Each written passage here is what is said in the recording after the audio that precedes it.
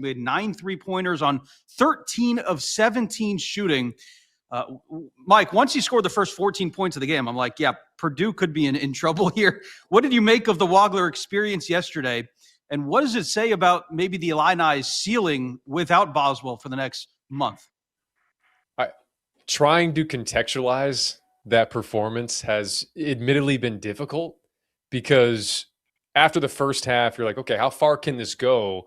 Because you start thinking about, okay, well, Matt Painter, will he change things up? Usually a guy doesn't double up like that where he gets 24 in the first half and 22 in the second half. There's some sort of changes that are made, but I think what I've arrived on at this point is I personally think we saw something yesterday that we may not see again.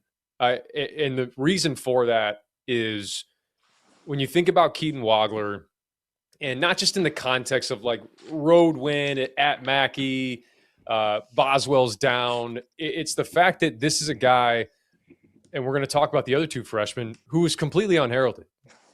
This is right. Like this does not happen in college basketball. This type of scoring performance against that type of opponent in that type of arena for that type of guy. I mean, we've had big time freshman scoring performance. I think about Malik Monk in 2016, 47 against North Carolina in a neutral game. But Malik Monk was a 5-star. Malik Monk was an All-American. Trae Young, 48 against Oklahoma State, his freshman year. Trae Young, 5-star. Yep. McDonald's All-American. So it's just this does not happen.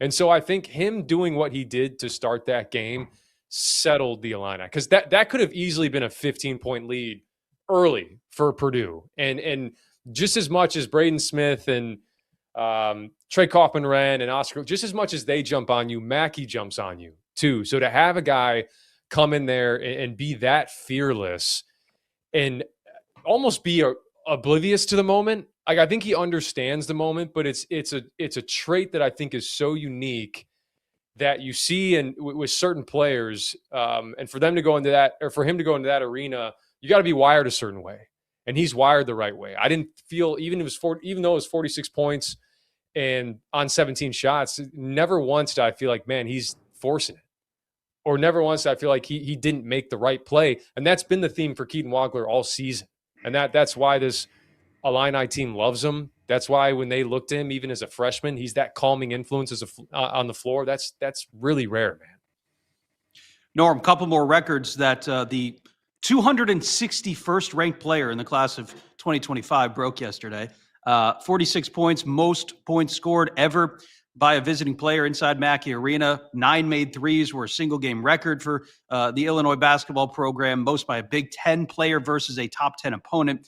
He scored 41 of his 46 points in the first 31 minutes of the game. I mean, he's a Kansas kid too, Norman. You were saying before we came on the show, like anybody that was calling this before he got to Illinois, you're calling BS on that. He's the stud. He's the stud player. I saw him when he was younger, and he was a talented kid, but no one saw this coming at all. No one saw that. And I'm so happy for him because he is a great kid. He's a great young man. I'm so happy for what's happening for him and his family, but he has played terrific. One thing that I would say was I was surprised at Purdue, though, in this game, in that Purdue's margin of error is not as big as what people think. They need Lawyer to play well. He's got to make shots for them. In that game, they got nothing from Lawyer. They got nothing really from Cox. And I thought Clough probably played his worst game because Illinois dominated them on the glass. I think they had 13 offensive rebounds against them. And so I look at Braden Smith was terrific. And Kaufman-Wren was there, but he wasn't as big of a factor. When Kaufman-Wren only has 4 rebounds, that probably means he's not as active as he normally is. So give Illinois all the credit in the world. I thought they came into the game. They were more physical. Even though they got down, they stayed with it. And they had an unbelievable performance from a kid and from a player that got him over the hump. LaTulip, that's the other side of this, because turnovers always seem to be the thorn in the side of Purdue when they, albeit this season, have rarely come up short on the losing side of things. They had 3 turnovers yesterday. Like if I told you before the game that Purdue would shoot 57% from the field, 37% from three, they would have 19 assists to just 3 turnovers, you'd probably tell me that Purdue won the game, right? But you add on the lapses on the defensive side. Purdue's standard, LaTulip, is national championship. So is this a championship level defense as it's currently constructed right now?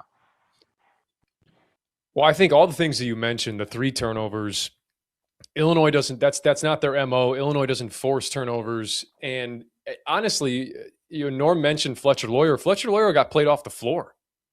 He got played off the floor.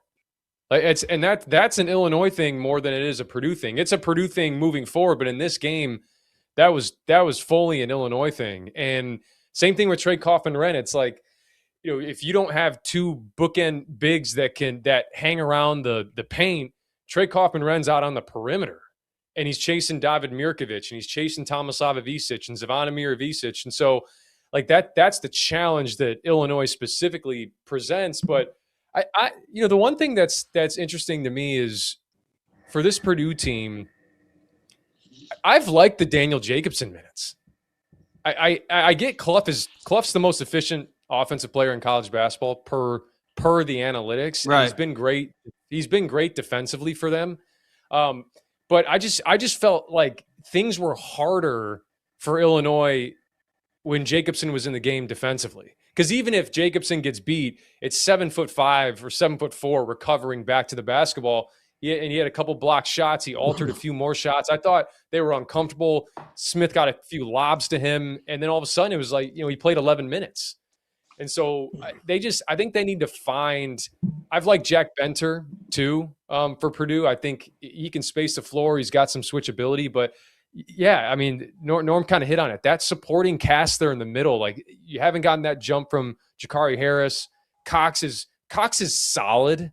I think you just kind of know what to expect with him, but that's a lot to put on the shoulders of Braden Smith and Trey Kaufman-Renn, especially if Trey Kaufman-Renn isn't in the position he's in last year where he's at the 5 where he can just have more space to operate. It's not like that with Clough now. So Painter's in a tough spot because the parts that you could argue and be like, hey, maybe not have Clough on the floor. When Clough and TK are on the floor, they're only giving up 20% back on the glass to opposing teams. Illinois doubled that yesterday, and Illinois usually doubles that on teams. So that's just the tough matchup for Purdue. And you could look at it another way too. It's like, well, Wagler went into isolation and hit a ton of tough shots in that first half to keep them afloat. So I'm not hitting the panic button on Purdue at all, but certainly that's one you feel like, you could have pulled out for sure yesterday and would have been a big win. Well, Hey, yeah, Sam. Go ahead, Norm, please. One thing that I wanted that surprised me is that Purdue switched 5. And I thought with Clough and Wren, it kind of put Clough on an island out there, and it gave Waggler confidence that he could get a shot whenever he wanted to, especially early on, shooting those threes. He could always create space. And then once they switched 5 and Illinois passed it and cut, now the big guy had to find out where that guard was. And if they moved, I think if you remember, Waggler got a wide open 3 on the wing because the 2 bigs didn't know where he was. He cut and started moving. So I thought Purdue kind of got out of whack a little bit defensively. Look, Waggler was insane in that game. The key stretch were like the 4 3-pointers that Illinois hit at the end of the game that did not include Waggler, right? From Davis and one from Mirkovic, and I think Ivisic hit 2 of those. But obviously, they're not in the position to win that game without Keaton Wagler. But don't look now. Brad Underwood's squad hasn't lost since December 13th. They've got the best offense in the country, according to many of the computer numbers. And look, if Keaton Wagler puts up half of what he did every game the rest of the way until Boswell's back, this team's going to be an even more of a problem. They get Washington at home on Thursday before a rematch with Nebraska on Sunday in Lincoln. It's coincidentally the last team that they lost to. But let's go down to one of the other ranked matchups yesterday. Lubbock, Texas. College Game Day was in town there. Number 12 Texas Tech avenges their loss to number 6 Houston from 17 days prior. I don't know how scheduling figured that out, but nevertheless, 90-86 the final there.